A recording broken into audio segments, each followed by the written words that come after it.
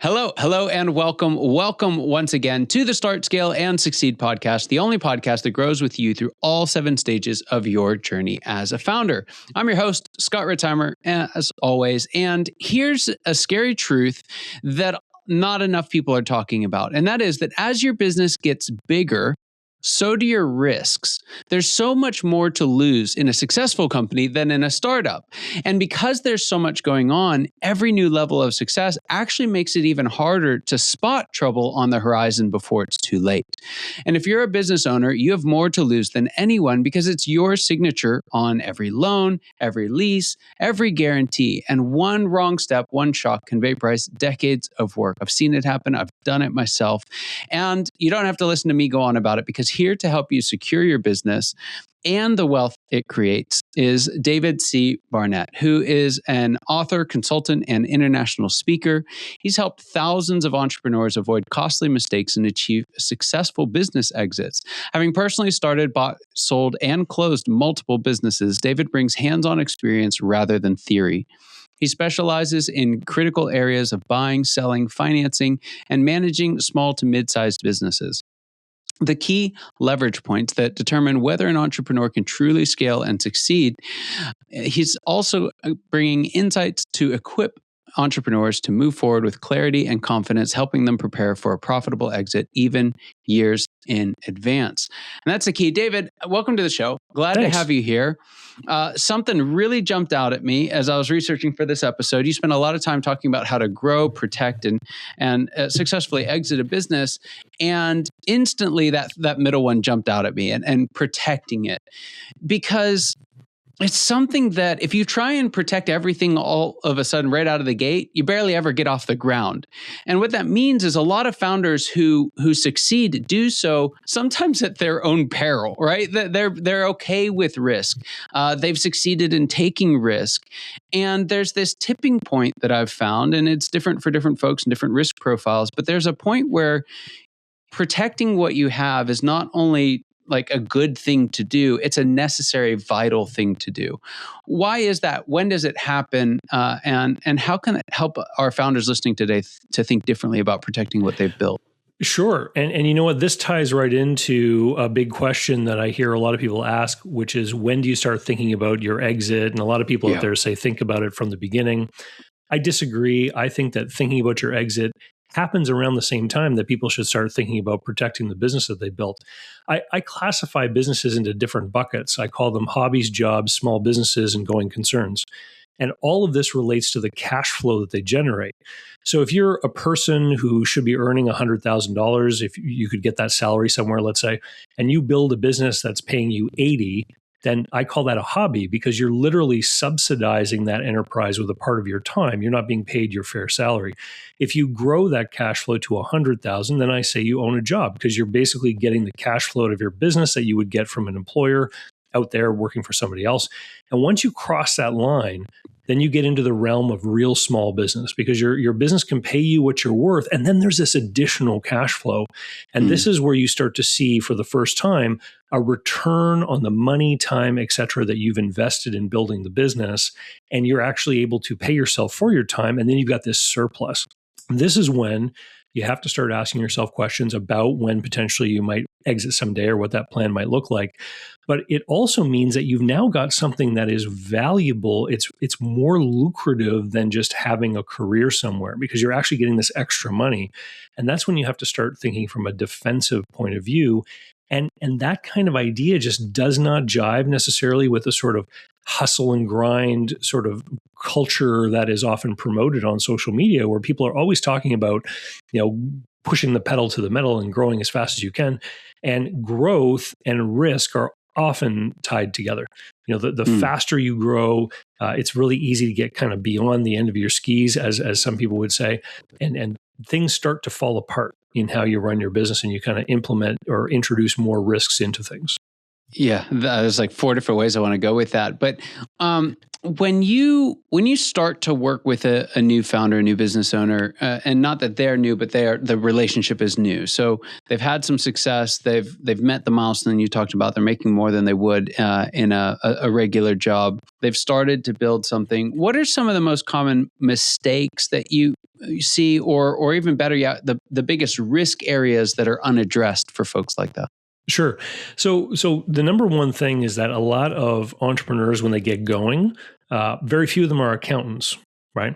And when they do start to learn about financial statements or start to look at the results or the performance of their business, they tend to be focused entirely on the income statement or the P&L, as it's also called. And so they're looking at the sales results, they're looking at their costs, their expenses, and how much money that they're making. Very few people begin to start examining what the other important financial statement is telling us, the balance sheet. And the balance sheet is where every banker, landlord, investor, et cetera, starts their examination of your business. So one of the things that I like to do with business owners is I like to take them to the balance sheet and show them what the balance sheet is showing and show how the changes in the balance sheet over time are telling a different story about their business. So, for example, if someone's growing their business and you happen to be in a business where your customers are given 30 or 45 days to pay, for example, the faster you grow, the greater the demands on your capital, because you are essentially acting like a little bank to your customers. You're giving them time with your product after you've invested money in it before they have to pay you. And so I start to show them, why do bankers look at the balance sheet first? What is it that they're looking for between the relationship between these different numbers? How does the amount of equity in your business relate to the amount of debt? And how does that relate to risk? Because that's how bankers look at it. Yeah. So we've actually never addressed the balance sheet on the show, and so it's a great area to walk into. Let's just do beginner's guide to what is a balance sheet. I only thought there was a P&L. What is this other document? And then if you could use that to kind of help us recognize, because this trap is what so many folks fall into, is the faster you grow, the less cash you have. So how does that show up in a balance sheet? And what are some things that a business owner could start doing today? Sure. So the P&L is, I say, think of it like a movie, because it tells the story of what happened over the period of time. For example, a year, how much money came in and how we spent it. The balance sheet is a snapshot. It's what the business looks like on one single day. And so on that day, your business has certain assets that it owns. The current assets like inventory, cash, accounts receivable, et cetera, and then longer term things like delivery trucks or a building or something like that. And so all of these assets add up to something. If you want to think about it like a homeowner, you could say, what's my house worth if I were to put it on the market? So that's your assets. And then the next question is, how does the business finance the ownership of those assets? And we have money coming into our business to finance assets in two different varieties. There's liabilities, so money we owe to other people. And this has different flavors too. So we've got current liabilities, like the fact that you owe the phone company money, but the bill isn't due until the end of the month. So that would be a current liability, but that's still a form of financing coming into your business. And then you have the more traditional financing, like a bank loan, for example, if you have those delivery trucks and you've got a loan against them. So we've got the liabilities, and then we have the equity, which is the money we've put in ourselves, or it's the earnings from past periods that have accumulated in the business. And this would be our equity.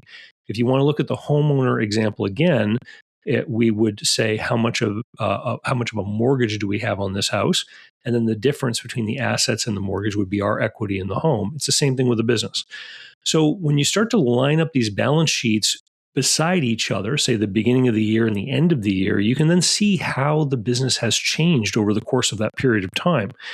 And if you are growing, for example, on the P&L, and you are increasingly financing more and more of your customers, what's going to happen is one of your assets is going to grow, which is the accounts receivable, as you're financing more of these people. The big question then is, how are you getting the money to finance them? Is it because you're very profitable and you're leaving money in the business and growing the equity to cover that increase in the accounts receivable? Or are you in turn also borrowing? Are you exposing yourself to increased debts? And what are the conditions or terms of those debts? This is where the risk comes in. So when people start to grow really quickly, if they start to require additional inventory, that's got to be financed somehow. They start to grow their receivables, that's got to be financed somehow. If they don't have a real plan on how to execute that growth and where the money's going to come from in a reasonable way, then they can get themselves into trouble. Now, all of a sudden, we're still profitable selling our goods, but now we've got these huge finance charges perhaps coming out because of the way that we've changed our balance sheet. And it's like gobbling up all of the earnings that we've had because we didn't really have a plan on how we could grow. So this is where the balance sheet plays such an important role. And when someone like a lender, for example, looks at your business, they want to see the relationship between the debt and the equity, because that's a quick way for them to tell just how risky your business is. The more debt that you have, sort of the shakier the foundation, I guess, is the best way to put it, that your business may be standing on. Right. Now, it's fascinating, and it's so true, because when you look at the P&L, that's just revenue. That's a win. As we've done it, check the box. We're great. And then a cursory look at the balance sheet, and it's like, well, our assets are growing. That must be a good thing too. But every time that accounts receivable line grows, it's coming from somewhere. And it's such a great point. I love that you brought that up. And it brings me to the main question of this episode, which is, what do we do to start protecting ourselves in this environment? So how do we go from balance sheet to protecting the business that we've built? We need to start including some of the elements we want to see happen in our balance sheet into our goals of how we run the business. So instead of simply chasing growth, we say we want to chase growth that is profitable, but also under terms that allow us to create a stronger balance sheet moving forward. So a great example of this would be someone who builds something that is custom for someone, and in the beginning, maybe they do all the work, and then upon completion, the customer pays you, right? But that's a very risky kind of way to do business, because you're investing time into money and materials, labor for employees. And then if that person doesn't pay you, or they pay you late, you become extended. People can see that quite quickly. Well, if you say, I'm going to grow, but from now on, we're going to charge a deposit upfront to help defray some of our costs, what that deposit is technically a liability of your business. It's customers lending you money until you've delivered the product that they've contracted for. But we don't pay interest on the deposit. We don't have to make monthly payments on the deposit. And so this would be an example of when I'm saying we want to plan for the growth with the balance sheet in mind and figure out how we're going to grow the balance sheet to make sure that we're managing risk while we do so. And so it requires bringing another series of goals into how we run the business. And that's what the book is about, basically, is about thinking about your business from the point of view of resilience. Because as you build a stronger and stronger balance sheet, what that means is that when something happens that affects your P&L, so let's say there's some kind of recession or sales drop, or a competitor does something, and suddenly your profits aren't flowing the way they used to, you've now got time to breathe, because you've got this elasticity built into the balance sheet. If you're always pressing the pedal to the metal all the time, leveraging every new dollar that comes in some way to try to grow more, as soon as you hit the first speed bump, then things start to fall apart. And it sounds like you've seen this happen before from some of the comments you've made, Scott. Yeah, absolutely. It's surprisingly common, in working with a lot of founders who are high growth oriented, go get it, make it happen, hustle, without Instagram, they're still going to hustle anyway. There's this conversation that has to be had of like, hey, let's talk about what that actually costs. Yeah. And I love this idea, because again, we've had guests on who've talked about profitable growth, and not just growth, but you begin with the end in mind, and being able to measure that objectively through the balance sheet, I think is such a simple and brilliant way of approaching it. Well, here's the big payoff, because this is the thing that most people don't like to talk about, is that when a small or medium-sized business decides, the owner decides, I'm going to exit, a lot of the times they want to do a sale. They want to sell it to somebody else. Some of the best stats we have basically tell us that only 1 in 5 businesses that goes up for sale is actually ever sold. And so if that's the reality, and you could be building something to one day be sold, which may never be sold, then you have to start thinking about, well, wait a minute, how do I personally maximize my own advantage from the ownership of this business? Right. And that comes from, number one, having a profitable business that you can withdraw profits from and start to invest in other ways to grow your personal wealth. But number two, if you build a strong, resilient balance sheet, whether or not you're ever able to find someone to buy the business always means that there will be some kind of substantial value in its wind up or liquidation, because you've built assets within that business, whether it's just, cash balances or real estate that you were using that finally got paid off one day, like that kind of thing. So that even if nobody wants to buy it as a going concern for whatever reason that might exist, there is still some kind of lucrative outcome waiting for you at the end. Yeah.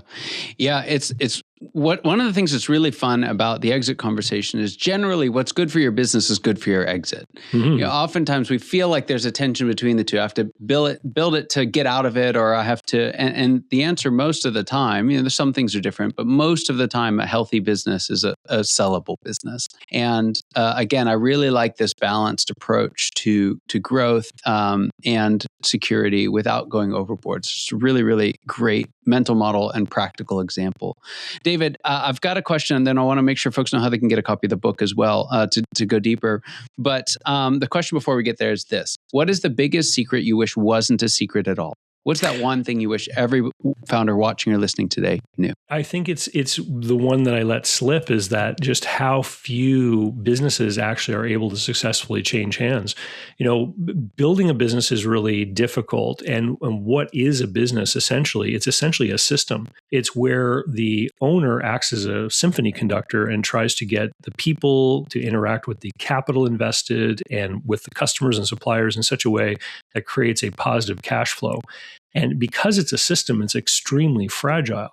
And if you think about that symphony analogy, it's like a conductor starting a piece of music and then somebody else walking on stage and grabbing the baton from them and trying to carry on and continue with the music being beautiful, right? It's a really hard thing to do. And I don't think people appreciate just how difficult it is to find the person who's going to buy the business, to make sure that all of their worries, concerns, et cetera, and all of those of their advisors are satisfied to the point where someone is willing to go and take the risk of signing a bank note, for example, to get the capital to go and do a deal, and then have it all come together, at the end where you get paid. And it's easy to fool ourselves because, of course, online content is filled with the stories of people who've successfully done it. And very few people come on to talk about how it didn't work out for them. And so this is the number one thing that I wish more people knew, is just how difficult it can be to sell a business as a going concern, and how troublesome it might be, and how it really takes time to prepare, starting years in advance, not when you feel tired and you figure that you want to exit in the next year kind of thing. Yeah. It's really fascinating because I typically am on a similar boat of trying to help folks recognize, like, hey, starting a business is really hard too. The Instagrammed business world, and it's the same ratio. It's about 1 in 5 really succeed, depending on the milestones that you set and what that looks like. But if 1 in 5 make it and then 1 in 5 of those sell, it's a challenge to say the least. But one of the things that I've found is true is that founders, when equipped with the right knowledge, the right advisors, are the best suited humans in the world to overcome challenges like that. And so coming alongside, or having folks like you come alongside them, is such an important piece of the equation, which brings me to my last question. And that is, how can folks learn more about this? How Sure. It might be the first time they've ever thought about a balance sheet, or they may be thinking, hey, I'd love to get a copy of the book. Where can folks connect with you and learn more? Yep. So the book is called The Business Fortress. I wrote it with Mark Willis back in 2025, and it's available on Amazon or anywhere else where you can find business books. And if people are interested just in learning more about buying, selling, financing, or managing businesses, if you just look up David Barnett on YouTube or any podcast player, you'll find my show. I've been on the air for 11 years now, answering people's questions on these topics. So there's just a ton of free content available there for you. Fantastic. Fantastic. Well, David, thank you so much for coming on today. Really was a privilege and honor having you here. I loved this conversation. And for those of you watching and listening, your time and attention mean the world to us. I hope you got as much out of this conversation as I know I did. And I cannot wait to see you next time. Take care.